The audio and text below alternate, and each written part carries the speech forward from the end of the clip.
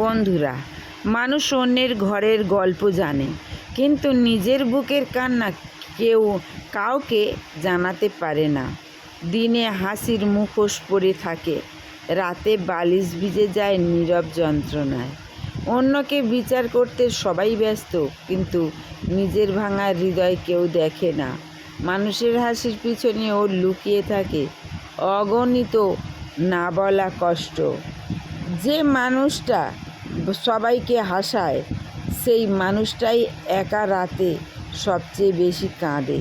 প্রত্যেকটা মানুষের বুকের ভিতর একটা নীরব যুদ্ধ প্রতিদিন চলতেই থাকে।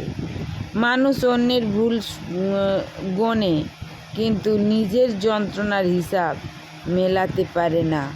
চোখের হাসি দেখে মানুষ বিচার করে, কিন্তু হৃদয়ের কান্না কেউ শুনতে পায় না। কিছু মানুষ চুপ থাকে বলে দুর্বল নয়, তারা ভিতরে ভিতরে ভীষণ ক্লান্ত।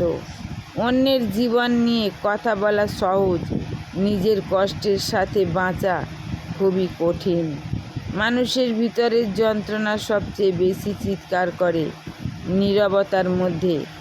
যে মানুষটা সবার পাশে থাকে, তার পাশে দাঁড়ানোর মানুষ খুব কম থাকে।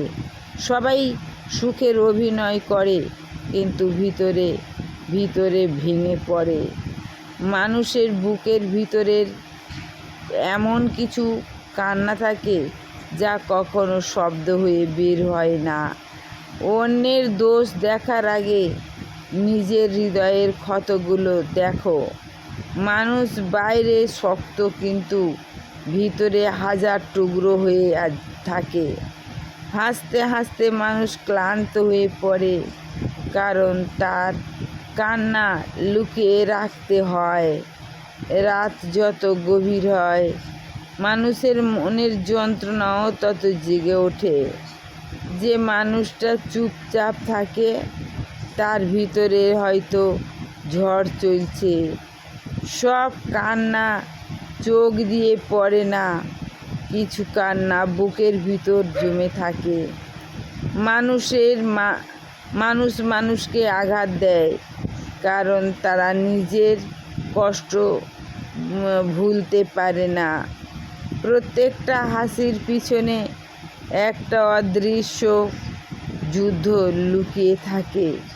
অন্যের জীবন বিচার করার আগে একবার তার হৃদয়ের যন্ত্রণা অনুভব করো। মানুষ একা থাকলে নিজের ভাঙা স্বপ্নগুলোর সাথে কথা বলে।